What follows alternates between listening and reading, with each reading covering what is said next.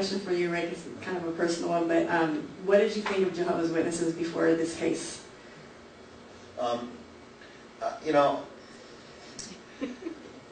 I don't really think that I thought, you know, something good or something bad. Institutions, in my personal philosophy, that are created by people are flawed because people are flawed. And so to find a flaw in the institution neither shocks nor surprises me at this point. 10 years ago, when I was asked to be the Northern California liaison for the Roman Catholic clergy cases, I said, well, how many could there be? And I learned that there were hundreds. And I saw documents and, you know, got testimony from bishops and up and down the line, and talked to priests who had spent years in San Quentin and were out again.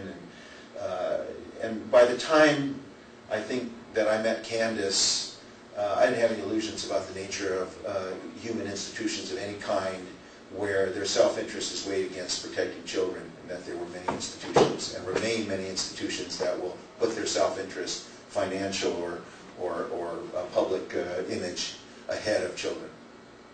And that includes Penn State. Mm-hmm.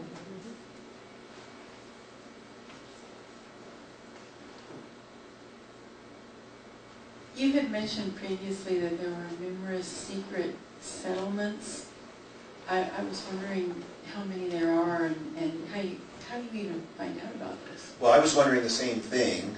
I know there were 2 the month before in San Diego because the lawyer in San Diego and I were working together, coordinating our information and experts in our approach to the cases. Frankly, I was glad his case settled because I didn't want his case to go before Candace's because I thought we had the better case. I knew there were others because I got published opinions involving their disposition, and I talked to lawyers who had sued them before to get information and thoughts.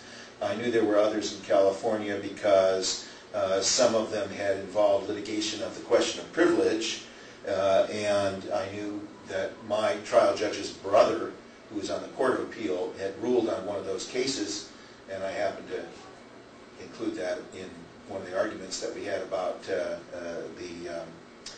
question of privilege.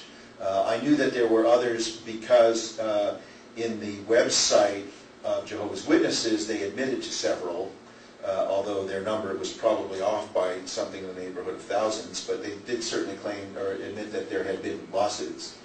I knew because I got a call from a lawyer in Texas who had handled several, and I knew because Bill Bowen told me about several that he had known about or been involved in, or at least provided information for.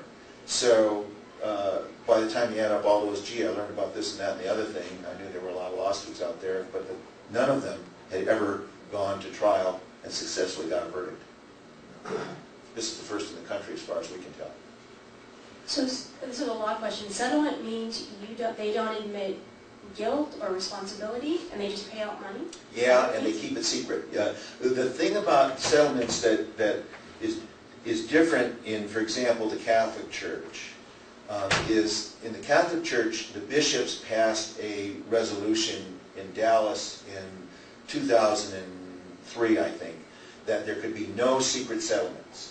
It's the same thing with like a school district. If there's a molestation in a school district, you know, there's these cases down in Los Angeles now, that's public money, it's a public school district, there can be no secret settlements. But in the absence of that, there's a right for parties in some states, and there's some restrictions depending on where you are, to enter into a secret settlement. And we knew that all of the settlements that Jehovah's Witnesses had entered into contained a confidentiality provision, and that any settlement that they would want to make in our case would include a confidentiality provision. And of course, I mean, we weren't interested in settling to begin with because of all the reasons that Candace has talked about. But they do secret settlements, and that's how they operate. That's just shocking to me. It's just absolutely shocking. But can you put a number? I know it's not an accurate number, but what are you talking? Are you talking thousands? 10,000? 500? I believe thousands, but I don't know. Right. Don't know. Yeah. And the judge wouldn't really allow us. That was one of the issues. As the judge narrowed the kinds of things that we were allowed to use, which is typical in all cases, one of the issues that he would not allow me to go into was the number of other lawsuits and claims and reports. It was as if it was in a vacuum. And they, in fact, told the jury in the punitive damage phase of the argument that this was the first time they'd ever had such a lawsuit, which was absolutely a lie. Who said that? The lawyer for WatchTower told the jury that they never had this before. That was just totally. You have him strike it from the record? No, it didn't matter because nobody believed him anyway. So I didn't care. The more, you know, it was like, hey, lay it on thick, you know, because they ain't buying it, so I don't care. And you, just one more question and then I'll pass it. You said that no one from the governing body was there to... No. The legal department was there. They had, I think, 3 representatives from the legal department there through the whole trial. But they did not have any representative of the governing body. And one of the things we're allowed to do is to take depositions. That's a statement you take under oath in a question and answer format as part of the preparation for the lawsuit. So I set up the deposition of WatchTower New York as a corporation, and they have to designate a representative and certain subjects, and I had a modest list of subjects. And so I went back to New York, to Patterson, to their headquarters, and took the corporate deposition, and the guy they produced, and who was the corporate representative at the trial, was essentially the equivalent of Rosie the Riveter, an assistant overseer in the service department, very, you know, way down the ranks, and he was the official spokesperson. So one of the things the jury talked about afterwards is, well, if this was really not their policy, why did somebody from the governing body come and tell us that?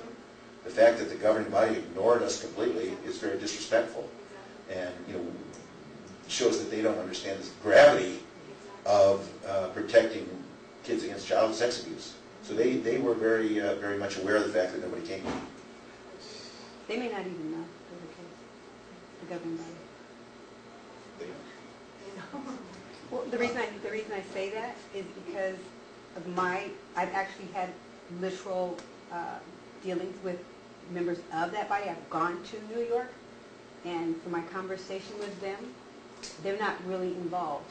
They're hidden behind the corporation. The corporation does what they do. They don't even get involved in that kind of stuff. They don't even get the mail. I've sent certified return receipt requested, and other people sign for it, and they're really insulated from a lot of stuff. I'll take your word for it.